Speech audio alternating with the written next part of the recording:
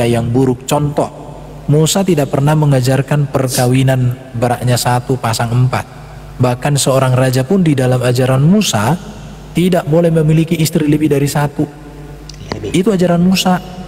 Oke, Musa nggak pernah mengajarkan dengan Elia bahwa di surga itu ada kawin mawin. Musa dan Elia tidak pernah mengajar orang untuk mengubah anak mantu jadi istri.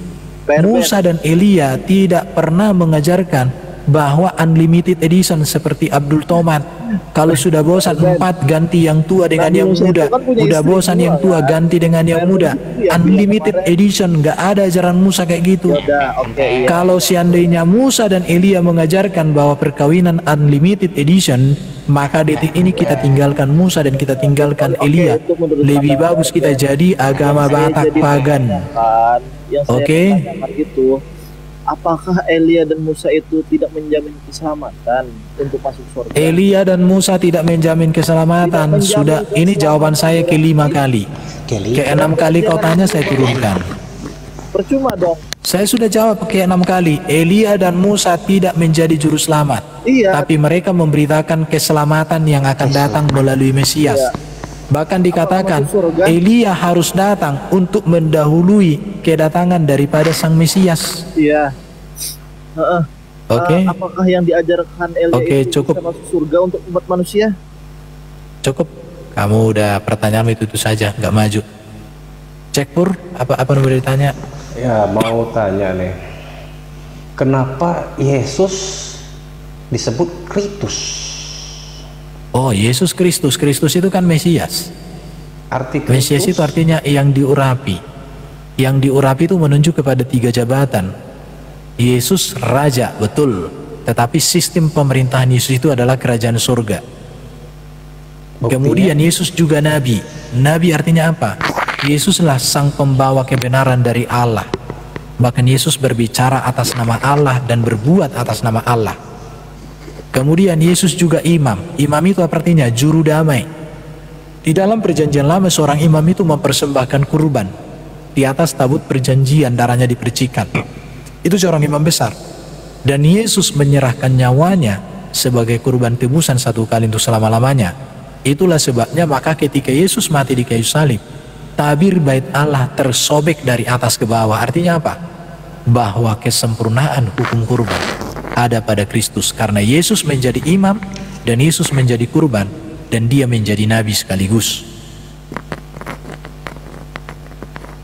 Itu artinya Kristus, Mesias yang diurapi. Kristus asal dari bahasa apa itu? Kristus itu kan bahasa Yunani. Pantas pakai Sisus. Kristus itu sama dengan Mesias. Mesias itu bahasa Ibraninya, Kristus bahasa Indonesia dari kata Yunani, Kristus.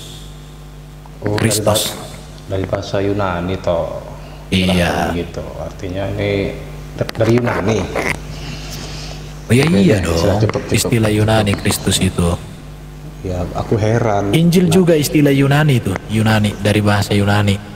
Aku heran Injil. Kenapa pakai SS susah terus itu susah. Oke, sudah ada mau katanya?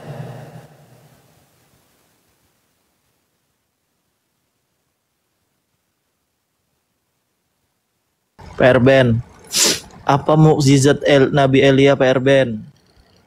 Saya kemarin sudah sebutkan samamu, sudah saya sebutkan. Apa? Aku lupa. Udah, kalau kamu lupa, kamu cari sendiri. Tidak menurunkan hujan kan PRBN selama 3 tahun PRBN? Gak apa-apa. Ya. Jadi bagi saya gini ya, bagi saya Elia lebih layak menjadi sesembahan saya daripada yang kamu sembah. Karena Elia lebih banyak mujizatnya daripada yang kamu sembah.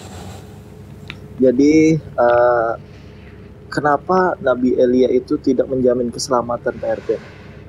Ya karena dia nggak bisa menjamin keselamatan. Apakah yang diajarkan itu, yang diajarkan dia itu kepada Oke ya, saya pikir pertanyaanmu nggak ada kecerdasan ya. Keselamatan PRBN. Oke, silakan Maufur Rahman. Yang tadi orang-orang yang terlalu botol itu nggak usah. Apa mau kau tanya? Yang tadi teruskan, Bos. Udah, Nabi Elia itu bukan juru selamat, tapi dia nabi yang memberitakan keselamatan yang akan datang. Karena Elia itu meneruskan apa yang sudah diajarkan oleh Musa dan nabi-nabi sebelumnya, bahwa keselamatan akan datang dari Allah yang disebut sebagai Sang Mesias. Oke, Bos, saya nak tanya, Bos. Itu kenapa Tuhan Yahudi dan kan katanya Kristen itu Tuhan Yahudi dan Tuhan Kristen itu kan sama. Terus kenapa itu Tuhannya itu beda dan Yahudi tidak mengakui Tuhannya orang Kristen? Oke, Bos, silahkan, Bos. Kamu Yahudi enggak? Saya Muslim, Bos. Oke, jadi karena kamu Muslim, kamu berbicara atas nama Yahudi, saya akan kasih tahu samamu. Petrus itu orang Yahudi, Yakobus itu orang Yahudi, Paulus itu orang Yahudi, Matius itu orang Yahudi, Zebedeus itu orang Yahudi. Semua murid-murid Yesus itu orang Yahudi, bahkan Yesus orang Yahudi. Jadi pedoman iman Kristen bukan Yahudi yang hidup di zaman sekarang, tapi pedoman iman Kristen adalah Yahudi yang ada di abad pertama. Jadi kalau kamu pakai pedomannya Yahudi zaman sekarang, kamu salah sasaran, artinya kamu sedang gangguan nalar ya. Jadi Oke, orang boleh, Kristen boleh. itu berpedoman kepada Yahudi yang ada di abad pertama, bukan Yahudi yang ada di abad sekarang. Jadi Oke, lebih bijak boleh, lagi boleh. kalau bertanya, karena Ya, kebenaran cuma Kristen bertanya tidak saja, ditentukan. Iya, kebenaran orang Kristen tidak ditentukan oleh Yahudi yang sekarang. Ya, udah, apalagi yang mau kau tanya? Yang tanya lagi, Bos, ya. Ini kenapa, Bos, itu kan kitab Injil diturunkan oleh Tuhan? Tidak ada di Semesta dalam alam. Kristen kitab Injil diturunkan, gak ada, bro. Oke, kitab Injil Iya, kan bentar. itu Bentar. Ajaran yang mengatakan bahwa kitab Injil diturunkan kepada Yesus atau diturunkan kepada bangsa Israel, dalam pemahaman Kristen itu ajaran dongeng. Karena sejatinya kekristenan sejak ada di abad pertama, kitab Injil itu adalah tulisan para rasul Yesus, tulisan saksi fakta dari peristiwa. Yang mengatakan bahwa kitab Injil diturunkan kepada Yesus bagi orang Kristen itu ajaran dongeng, ajaran mimpi, paham. ajaran halusinasi. Oke. Intinya seperti ini, Kitab bro. Injil Intinya. Matius, Markus, Lukas, Yohanes itu tulisan rasul-rasul Yesus setelah Yesus terangkat ke surga. Tidak ada kitab yang diturunkan kepada Yesus, apalagi kitab bernama kitab Injil. Yang mengajarkan bahwa Yesus diturunkan kitab Injil, ajaran dongeng. Oke, itu versi Kristen apa? Iya, versi bro. Kristen sejak abad pertama. Yang saya tanyakan, Injil itu kan dari Tuhan. Dari Tuhan, bukan diturunkan ya. Kitab Injil Injil itu kitab Injil dengan Injil bedakan, bro. Makanya kamu belajar. Kalau Injil itu memang dari Allah, karena Injil itu adalah pribadi Kristus dengan segala ajaran dan karyanya, itulah Injil. Tapi iya. kalau kitab Injil itu kesaksian para rasul tentang Injil. Oke. Nah, Ini kamu kurang kesaksian ya. piknik ini. Yang saya tanyakan kesaksian. Iya, itu kesaksian 1 Yohanes 1. Yang saya tanyakan 1 sampai kesaksian 4. sekarang, bukan Injilnya. Iya, kesaksian para rasul itu. Injil itu. Iya, Kesaksian para mereka yang rasul diilhami, yang dipimpin oleh Roh Kudus. Injil. Kitab Kitab Injil. Injil itu kesaksian para rasul. Kalau Injil itu adalah Yesus itu sendiri yang hadir sebagai manusia. Oke, paham, Bos. Yang saya tanyakan kitab Injil. Kitab Injil itu mutlak kebenarannya. Oke, sebentar, apakah, aku mau Bos? ambil air dulu, saya turunkan dulu ya. Sebentar, paling 2 menit. Saya turunkan dulu. Saya turunkan, tunggu di bawah ya. Oke, aku turunkan dulu, nanti naik lagi ke atas, tunggu dulu. Saya mau ambil air putih. Oh, ini ada Adonai Elohim. Aduh, sebentar ya.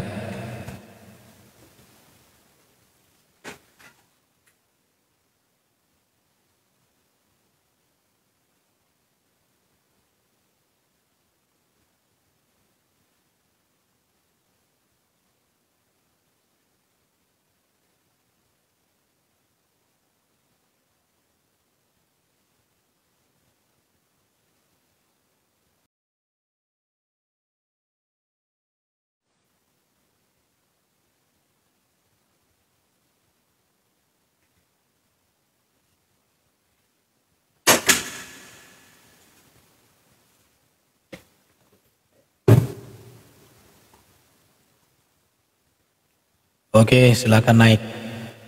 Saya hanya ambil air tadi. Ini Oke. bos yang saya tanyakan bos. Itu kan kitab Injil yang ditulis oleh para penulis Injil. Apakah itu mutlak kebenarannya bos? Bagi kami itu mutlak kebenarannya karena mereka saksi fakta dari apa yang mereka tulis dan mereka menghidupi apa yang mereka tulis dan mereka hidup Oke. untuk memberitakan tulisan itu. Tak payah ketawa Oke. bos. Terus Kenapa ini Anda bos. yang Enggak, pertanyaan saya kenapa ketawa dia? Emang Oke, saya udah Al-Quran turunkan. itu kebenaran? Saya mau tanya, sampai di mana Nggak usah, kebenaran nggak usah. itu ini? Kalau Yang Apa? ketawa kebenaran- Oke, siap. Oke, silakan lanjut. Naik ke atas dikit dulu dong yang ini. Jangan berisik. banyak-banyak dulu Pak Efren, naikinya jangan banyak-banyak, 2 saja gitu. Nanti baru oke, Oke, silakan. saya dulu. Itu kan mutlak kebenaran penulis Injil itu. Apakah dia dapat Roh Kudus, terilhami dari Roh Kudus? Sudah pasti Dalam karena semua penulisannya. para rasul itu kan dipenuhi Roh Kudus. Pada saat peristiwa Pentakosta bahkan Yesus katakan, kamu jangan meninggalkan, kamu akan dipenuhi oleh Roh Kudus. Bahkan Roh Kudus itulah yang menjadi pemberi kuasa bagi mereka untuk mereka memberitakan Injil.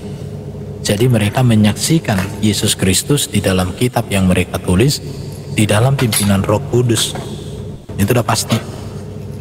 Yang jadi pertanyaan bro, di kitab Injil itu yang berbeda-beda ya, kitab Injil yang banyak versinya itu. mana versi apa? Coba silakan. Enggak, Saya bisa gini. tunjukkan, Quran itu banyak versi. Gak usah ngomong. Udah enggak, Ini enggak bukan usah, bahas enggak usah. Gini. Nanti kalau ingin bahas Oke, bentar. Quran. Jadi gini bro, karena Matius, Markus, Lukas, dan Yohanes menulis kitab Injil bukan pada satu tempat dan bukan pada masa yang sama, masa atau dalam time lain dan geografis yang sama. Contoh, Matius, Markus, Lukas, Yohanes duduk bersama nyontek-nyontekan mereka.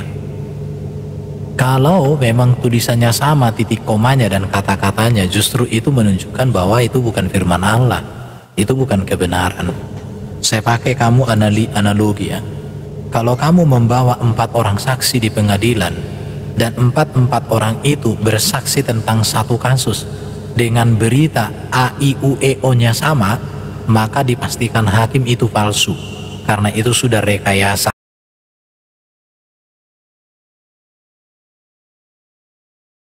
Ceritakan satu peristiwa, berbeda-beda kalimatnya, berbeda-beda cara pandangnya, tetapi ketika dipadukan itu menjadi satu kesatuan, maka tidak ada keraguan bagi hakim. Kesaksiannya itu benar dan sah. Contoh, saya kasih peristiwa samamu. Kalau kamu seorang guru menyuruh 5 orang murid untuk menceritakan satu peristiwa pertandingan sepak bola, saya pastikan 5 orang itu akan memberitakan satu berita yang sama, tetapi sudut pandang yang berbeda-beda, tapi tidak bertentangan. Tinggal kelima orang sudah. itu informasinya kau jadikan satu sebagai sebuah kekayaan dalam menarasikan sebuah peristiwa, dan itu membuktikan kebenaran. Oke. Kalau seperti itu bang, abang itu perbandingannya dengan sepak bola atau dengan hakim-hakim saksi-saksi Bukan seperti perbandingan, itu. analogi itu berarti gambaran, bukan Ya sebenarnya. Allah. Awak Ya, diam kamunya terlalu dulu. botol dalam menganalisa sebuah kata-kata. Tahu Kamu nggak? Kristen tak tahu apa-apa lah. Ini Pak Irben dia jelas, kamu yang dia ngomong apa? lebih cerdas. Kan saya Apa sih kecerdasanmu? Apa bertanya. kecerdasan kamu apa? Hah? Kamu punya kecerdasan apa kamu? Hah? Awak tanya apa? Ketawa-ketawa itu ketawa asam namanya kamu itu. Kamu debat Ya? dengan saya ya. Kamu debat dengan saya. Pak kamu debat Irben apa? jangan. Sekarang debat tentang sunat. Ayo. Sunat, Di mana ada oke, sunat oke. di dalam Quran kata sunat? Udah, kamu jangan ribut. Tunjukkan Kan ke saya kata sunat dalam Al-Quran. Gini Satu bro, pertanyaan, 2 kan pertanyaan. dipotong. Pertanyaan Macam ini kedua. kalau Kristen Ya, Kristen apakah bodoh, Muhammad disunat? belum dijawab sudah dipotong. Ya sudah, awak Ayo, cakap sendiri jawab saja. pertanyaan saya. Kamu mengajak satu hal sama saya. Sekarang saya mau tanya kebenaran tentang Al-Quranmu. Slow bro, slow. Ini cuma Enggak diskusi slow, kalau saja. Ya, kamu mau santai betul-betul aja. slow. Santai saja lah. Ya. Awak Oke, tidak udah. merubah Aku saya mau pun tidak dapat botol merubah kamu itu. awak. Ini cuma diskusi saja. Awak naon, awak naon, ngadi-ngadi sampeannya, ah? Slow lah, ini cuma senang-senang saja perdebatan Makanya kamu diskusi. tuh jadi orang pinter, bisa menganalisa apa kata-kata host. Jangan kata-kata host itu dipelintir, dianalisa, disimpulkan. Ini namanya juga diskusi, bro. Diskusi nggak seperti itu. Diskusi Jangan seperti menganalisa ini, apa yang bro. disampaikan, apa yang dibahas. Itu kan diskusi versi orang bodoh seperti kamu. Kamu masa matimu? Hah? Slow bro, tak apa. Ini cuma perdebatan. Selagi kamu botol cara diskusi. menganalisa perkataan host akan saya potong. Silakan Pak host. Akan saya Oke ya. Sudah, ada lagi mau tanya? teruskan meneruskan tadi Bang. Ini kan apa nama awak menurut saya ya ini membandingkan itu antara kasus penulisan kitab dengan sepak bola atau kasus hukum tentang saksi-saksi. Kalau menurut saya Jangan apalagi dipilih. nih Kan Pak host ini kan tadi bilang itu analogi bro. Analogi berarti Oke, sekarang gambar. apa perlu saya tanya kamu bro? Satu Oke, di dalam oke. Quran. Nah, itu aja. Kalau Oke, orang botol begini, sikat aja udah. bentar. Saya kasih dulu abnormal kamu ini satu kerasukan roh pertanyaan. kardus ini. Bentar, makanya penginjil itu tenang. Saya akan uji kamu dulu dengan caramu bertanya, bro.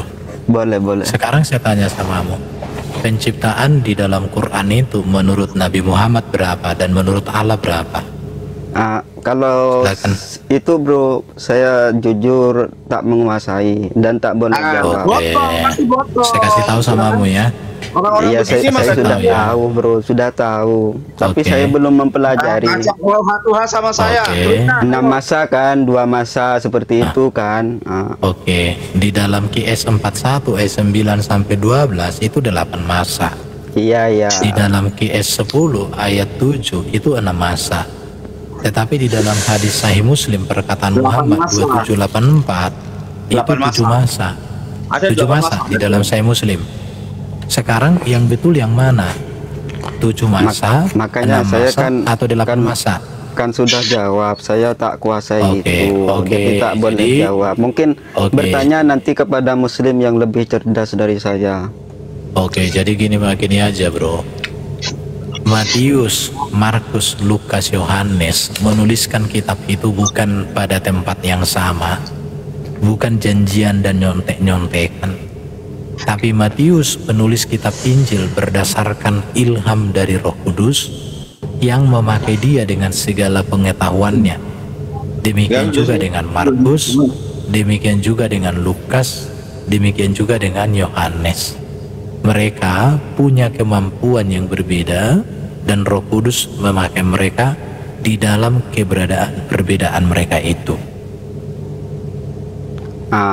Yang jadi permasalahan Bang, kalau di Tidak sini ada bermasalah, oknum- tidak ada bermasalah. Yang bermasalah itu kamu, bro. Kan menurut muslim ini Bang, ini saya Oke. menurut saya bermasalah. Menurut Islam kan dalam sekarang kalau diskusi memang kan biasa. bermasalah, oke. Sekarang gini. Kita bukan kalau itu cari bagimu kelebihan bermasalah, punya agama abang. sebentar. Cara memandang Sekarang gini, Al-Quran di atas kamu botol, mengatakan itu bermasalah, tetapi barusan kamu saya tanya, kenapa di QS 10 ayat 3, QS 41, 9, 12 itu penciptaan 6 masa dan 8 masa. Sementara di Sahih Muslim, menurut nabimu, penciptaan itu 7 masa.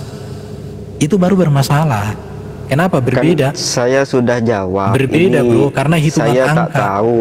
Sudahlah. Oke ya. Ini saya sudah Yaudah, jawab. kalau tak kamu tidak tahu, kamu pelajari kitabmu dulu ya. Supaya Mungkin kamu jangan-jangan kamu itu nggak tahu apa-apa karena kitabmu itu bisa nggak tahu apa-apa. berdebat dengan Ustadz Wafi itu boleh. Udah turun saja. Udah yang lain aja ya, yang lain. Nggak ada ilmunya Yang itu lain ada silakan. jauh tuh. Manusia biasa aja. Shalom.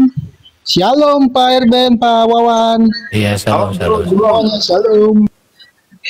Oke, silakan yang berikut yang mau